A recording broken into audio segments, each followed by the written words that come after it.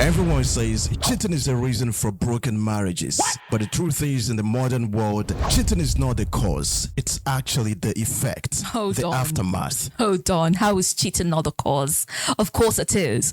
You cheat. It destroys the marriage. Simple. Period. It breaks it. Simple. It's too oversimplified. The truth is, when we go into our marriages, carrying certain expectations that are wild and unrealistic. Now, it's not a bad thing to expect something, but when you have wild expectations, when you want to have that Cinderella story, you believe your life is going to be a movie. You go in expecting to be pampered, expecting to be placed on a pedestal, expecting the world to revolve around you, expecting that the life you see on social media should be the life that you see within your marriage. Prior to this time, a lot of people mold their expectations around what they see in the movies, but now it's actually beyond that. It's worse now. People look at other people's posts. You see a post of a couple in Ibiza and they want that life, and you can't afford that. You tell yourself, I deserve this because this is what social media has been telling you. Your influencers have been telling you that you deserve this life. They don't tell you the hard work that goes into bringing certain things into your life. So what do? You start looking for how to bring those things into your life. You want to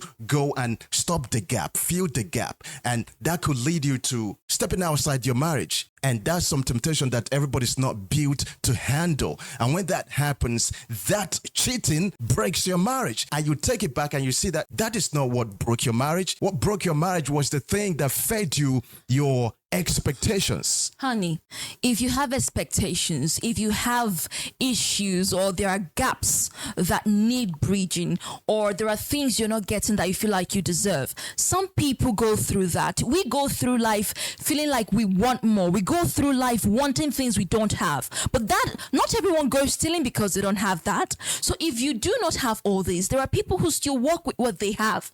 But when you choose to go looking for it elsewhere, and then it results to you cheating, that's where it destroys the marriage. That's where it breaks the marriage, because what? There has been a betrayal of trust. And that's why I say cheating is literally the straw that breaks the camel's back. I'm not even arguing with that. What I'm saying is, look beyond the surface, brother. I know there are so many things leading up to that, but not everyone arrive at that destination. Some actually work on their marriages. If it's the passion that you are looking for because it's no longer there, well, when you were dating this person, you had all that, you went to dinner dates, you did that, but in marriage now, you don't have the time to do it, and you see it on social media. Some people go out of their way to create that atmosphere again, to rekindle it, but some choose to go looking for it somewhere, and that's when the cheating happens. Infidelity is the reason why it will come to an end, not the expectations. Now, it's okay to have them. Now, cheating might actually be the last in a long line of events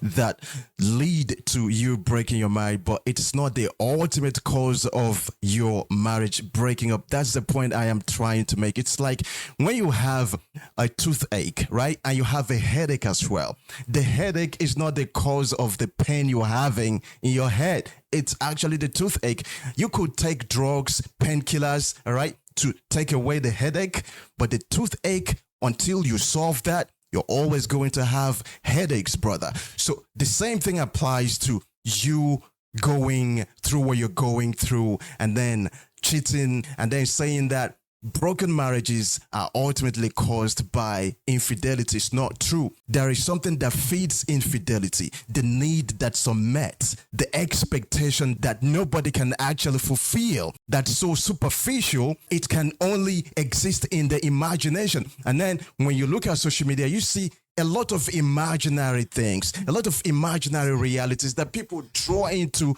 their lives, and they feed on these things and they expect their lives to be like that. I agree with you to some extent, but do not blame social media. Take responsibility. It's like, I'm not rich, but I want good things. There are people that if they can't afford what they want, they go steal, and they tell you, oh, it's because they couldn't afford what they want. But if you check, they could have managed. There are people who, they see the content on social media, they are enticed by them, but they don't resort to cheating. It's when you now cheat and the cheating will now break your marriage, and you now come and say it's because of what you saw on social media. No, it's because you gave in to what you saw on social media, and it's because you now resorted to cheating instead of putting in the effort to work your marriage out.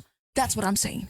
We can argue this all day, but the point is, the question remains the question. Is cheating the ultimate reason why marriages break? Or is there something else lurking in the undercurrents? What do you think? This is Besty and Smoke Podcast. Talking the BS.